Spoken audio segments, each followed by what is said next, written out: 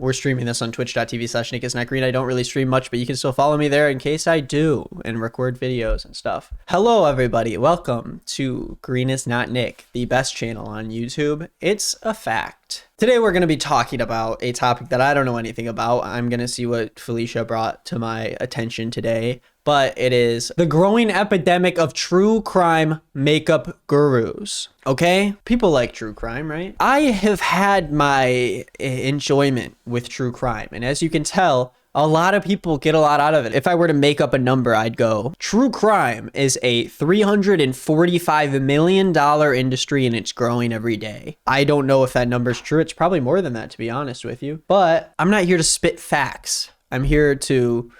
But people have been fascinated with this stuff forever, okay? And it just keeps getting more and more popular. I personally liked a true crime podcast called Criminal, hosted by Phoebe something. Phoebe Judge. She's great. Criminal's a great podcast. I love it. But the question is, how far is too far when it comes to anyone being able to talk about true crime? There's always like a weird gray area about whether or not it's like ethical talking about, you know, the last moments of someone's life. Is there like this area of whether or not like it's too soon and when is it okay to start talking about it? I think everyone can agree that it's at least a question to be had, and it's odd that we find enjoyment in talking about, you know, really awful situations, but there is value there, of course. At the same time, there's, you know, things to learn. It's the same as talking about history in the past in a lot of ways, even though a lot of times it's, you know, focused on one person. And as you can see, there's a whole back and forth, and I don't even know where I stand on it. It's just weird,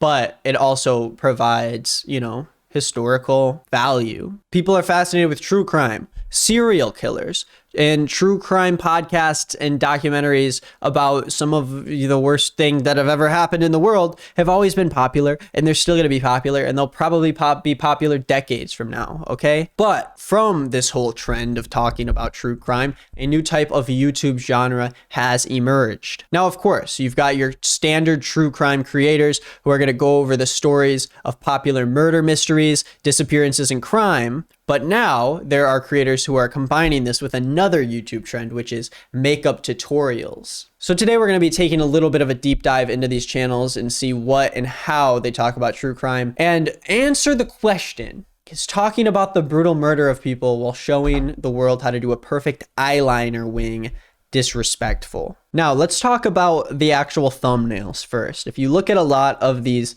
guru thumbnails, it seems to have a bit of a reoccurring theme. You know, you have a lot of mug shots mixed with, you know, a picture of the person who was killed along with their name, and then you just have the creator like putting on makeup at the same time. So it's very interesting, and there is a gray area here, of course, but let's keep looking. What happened in that Lululemon store? You know, you have pictures of the people who either murdered or got murdered. You have, you know, all of these things around that sort of make it look like a lot more entertainment than actual value in terms of like telling a story. Now, this is someone a lot of people are bringing up that a lot of people like, Bailey Sarian, and I've never seen her content, but a lot of people do say that there is a gray area here, and she is very respectful and, you know, does it in a way that isn't hurting the actual family or people associated with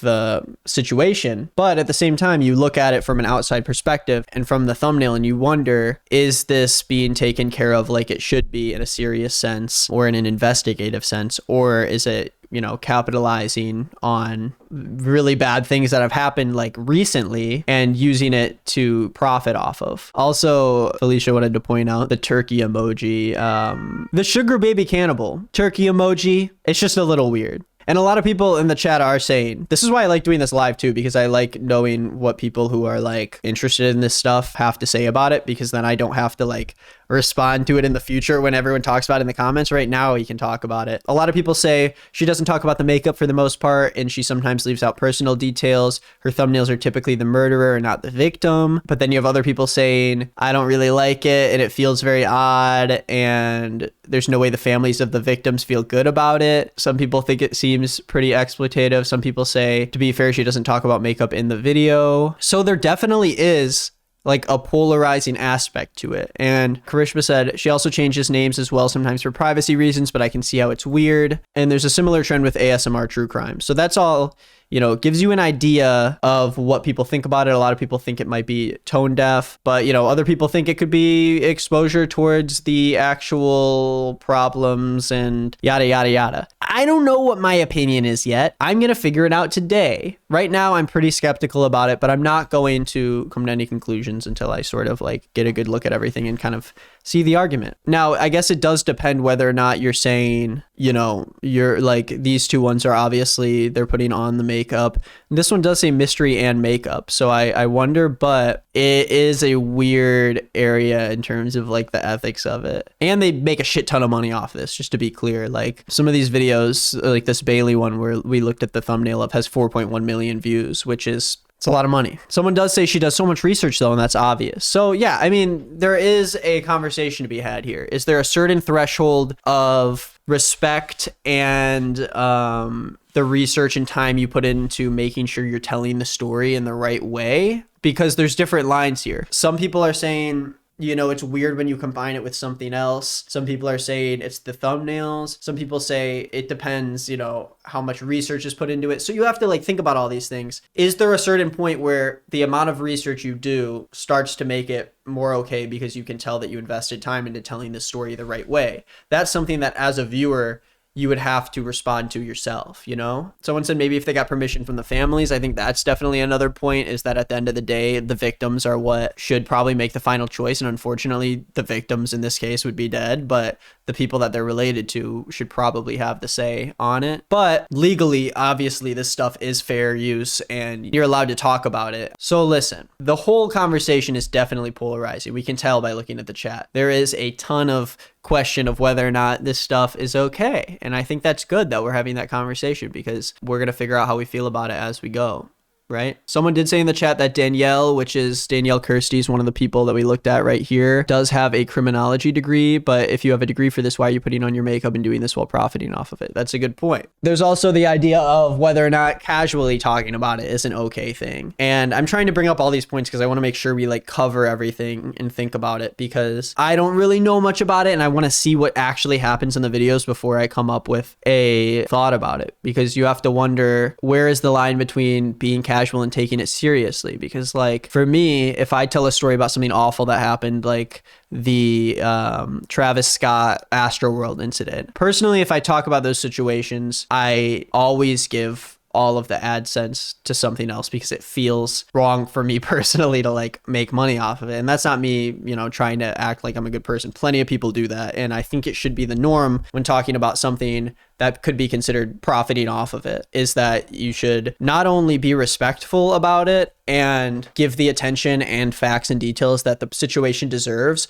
but you also shouldn't be making money off of it, because it is such a sensitive subject that if you're going to be talking about it, you might as well try to help whatever cause is being pushed towards for that thing, you know? Cece says, from a business standpoint, I would assume she's trying to bridge different categories on YouTube to reach a wider audience so she makes more money. That is a good point too. I think like both of true crime and makeup are like huge things right now on YouTube, and they have been for a while. So like mixing them together makes sense from like a engagement and viewpoint strategy. Also the fact that a lot of these people do this in a very casual way where they sit back and, you know, talk about it for a while so they can really have a long video and make money off of it. Someone said in chat, I feel like Bailey's very respectful when she does her videos, raises a lot of money for different organizations, but I may be biased as I used to watch a lot of her older content. And someone else said, one thing Bailey has done, 1 or 2 videos about open/cold cases and left resources for people to help if they find the missing people.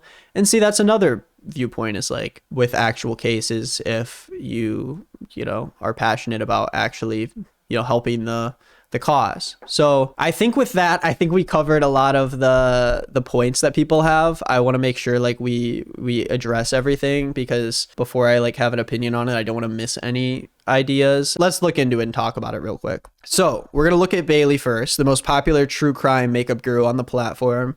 Felicia says she comes very super prepared with notes. She has picture boards, and she almost always stops her makeup to talk to the camera about the serious moments in the story. Okay.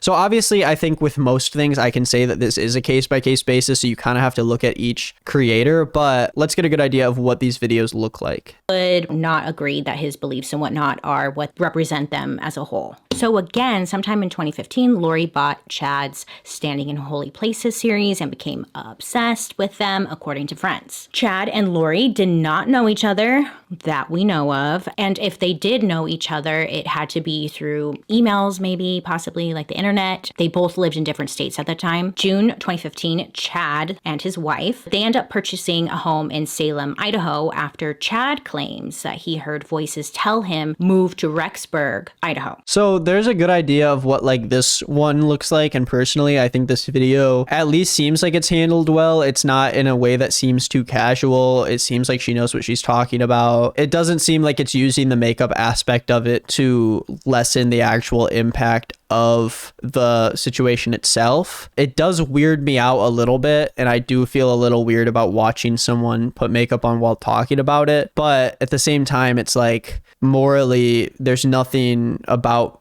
putting on makeup that is necessarily like rude or negative. And it seems like she stops when she talks about the main points of the video. So at least for here, it's like I wouldn't watch this because it makes me feel weird about it. And it makes me feel like the situation's not being talked about in a respectful way completely. But I do think that she is at least respecting the content in her heart. She's not doing it for another reason than to do two things that she's good at and, you know, show it to people, I guess. Does that make sense? I'd like to hear more from the families of the victims. It's difficult to break down the different nuances of this. I mean, at the end of the day, that is the, you know, that is the end all be all, right? Is if there is a specific story and the family comes out and says, hey, I'm not okay with this, this is wrong, then that's like end of conversation. You shouldn't do it for that story, at least. You know what I'm saying? Someone said, I mean, what do you do when you listen to a true crime podcast? I mean, I don't personally just sit and listen to it. I got to do stuff. So isn't that same in the kind of sense you're not taking the content seriously? Isn't that kind of the same thing? That is a good point. That's a good point to bring up, that like, is there a difference between the creator doing something than the viewer? And like, obviously, if we look at the extremes here, that like there is a difference. Like, let's say I'm talking about the Astroworld situation and I decide to like juggle while I do it. Obviously, that's not okay. But if a viewer is watching that video and they're juggling while watching it, then obviously that's fine. Like, you can juggle and watch the video. But I think on a more nuanced level, if I can't juggle, by the way. I know I can't juggle. From a more nuanced level, like technically she is just doing something else while talking about something that she knows about. And if you're doing it respectfully, I think it's cool. I think it's fine. But I don't know. I think it's fine, but I don't know if I think it's cool. Part of me is still a little weirded out about it, but I think it depends on the person. Like, I'm watching this video right now by Bailey and like, I don't find it disrespectful personally, but it also depends. Like, is it, you know, the title calling it like mystery and makeup is a little odd to me. There's definitely effort put into it, and when there's effort put into it, like that gives me a lot more respect for it, because like when you can tell that the person doesn't really have a passion for it and doesn't care about it, that makes a big change in how I look at the content personally. So there's still this like air of amusement when you watch these videos. Like they're doing makeup and doing something casual as if they're talking about some random TV show, but in reality, they're talking about like 2 toddlers being killed. Now, I think the ethical way to do it is to get permission from the families, give the revenue of the video to the victims' families. But I think we can all agree, or we can all assume, that most of the time that doesn't happen. So the main question we have here is it ethical? And obviously it's a polarizing topic. You know, if you imagine your family member being brutally murdered,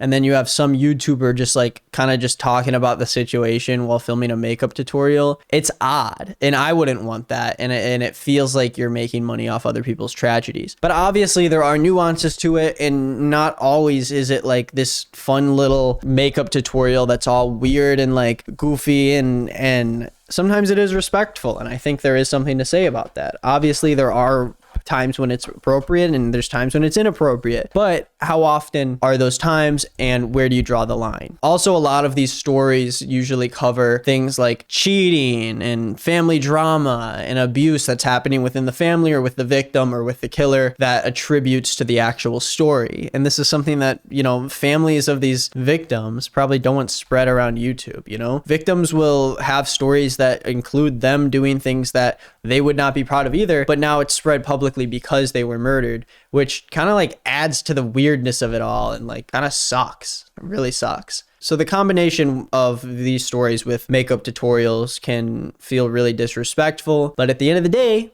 we have to wonder, is it really any worse than those cringy docudrama reenactments that you can watch in actual documentaries, or the thousands of podcasts that tell the same story with like sound effects and, you know, bring you into it? Not really. I feel like there's a lot of things that are worse, that could be considered worse than doing the makeup part. Like if I'm watching a documentary about someone being murdered, it kind of feels weird when you have people like acting out the scenario. I feel like people let most of that stuff pass. Like almost everyone lets it pass. So like in general, there's such a gray area that I think you have to look at it case by case. And I think in general, personally, this doesn't strike me as something that is like the worst thing on YouTube. I think there's plenty of people doing worse stuff on YouTube. And a lot of these people do have an interest in this and are doing this in good faith, which I think can't be said about other YouTubers on the platform. Let's check this out though. Candyman, Paris Bennett, this case, of course, and also Daniel Holdem. I don't know if he is a Libra, but I think he is. Like his birthday wasn't completely clear. All child killers. Like seriously, what the hell, Libras? Okay, so Lacey. So like that personally is something that I don't like, you know, attributing horrible, like brutal murderers to the time of the year they were born, calling the video "Mommy Blogger Poisoned Son for Attention, the Twisted Story of Lacey Spears." So I look at it and I say there's something about the way that Bailey does her videos that feel like there is more research put into them, more passion put into them, and she has knowledge about the subjects. But there's definitely other creators who sometimes handle it in the wrong way. You have to wonder. So at the end of the day, what is the take on this situation? I don't know. It's a case by case basis, and I don't think these people are the worst people on YouTube, but it does make me feel weird, doesn't it? I wouldn't watch it personally, and I also, if I were these people, I would take a good hard look and think about what I'm doing to make this content respectful, but that's just me, right? So after this little interaction with the neighbor, Marshall Ross, Harold went back into his ensuite bathroom. He went into the medicine. Yeah, see, this is weird to me. I don't really feel cool about that. And I do think it depends on how soon it is after the case and the type of people involved. I mean, it's the same with everything. Not every situation's black and white, and you can't call anything out for being like the worst thing in the world as a concept most of the time. But at least in this case, I think that for me, I don't really like it. I don't. I think it's a little odd, and I think you have to be really careful. I think there is a right way to do it, and I think there is a way to do it that makes me feel better about the content. But for most cases, I think the concept as a whole is really hard to pull off without seeming tone deaf, if that makes sense, right? Someone said in chat, I feel like it's being presented as a high school gossip as they're hanging out and doing makeup. It's weird and uncomfortable vibe. I would agree with that. It does feel like that. Bailey also never makes her opinion part of the video, someone said. Mags says, I wrote my MA thesis on the ethics of art, and I think it goes into content creation too. It shouldn't harm anyone in any aspect or level. That is a good point. Where should the line be drawn with your content? Because if it harms someone, is that where we draw the line? But then you have to wonder, hey, I make videos that, you know, call out people who do shitty things sometimes, and sometimes that harms the person who's doing shitty things. So it's like, does it become okay once they become a bad person? Or do I need to be more careful about me talking about other people? And should I be a little more respectful about them as a person, just knowing that I can have an impact on that person's life being hurt? That's something I have to think about, you know? I'm not perfect. I'm learning new things every day, okay? People get mad at me all the time. And sometimes I say, yeah, I did get that wrong. And sometimes I say, no, I think I did do that right. But it's just, that's the game of being a human and learning. And I think at least for this situation, in terms of true crime and makeup, I would not do a blanket label of all of these people being bad people or doing any of this in bad faith. I think that, you know, certain people can look at this and say, yeah, I think this is morally fine. And that is something that I can at least respect as an opinion, you know? There's certain things where I can't respect the other side's opinion and I don't see the other side, like where I talked about the Kanye story last week, or I talked about the Pokimane story. I talk a lot more passionately about those things because I don't see the other side. I see what they're saying. I don't see any credibility in it, you know? But as I end the video here, I want you guys to let me know what you think in the comments. Sometimes I will have a really big opinion on something. Sometimes I think there's a gray area and I like being able to talk about it and be cool about it. So thank you for watching this video. I appreciate all the people in the chat over at Twitch who helped me out and gave me different points of view. I think this video would have been much different if I did it off stream, and I'm happy that we did it this way because I feel like there's a much more interesting conversation. So maybe we'll do this more often, you know? Thank you, YouTube, for watching. Please freaking smack that subscribe button's ass if you want to see more, and hang out in the comments and have some conversations, but be respectful and be cool, and freaking have a good day. Okay, bye bye.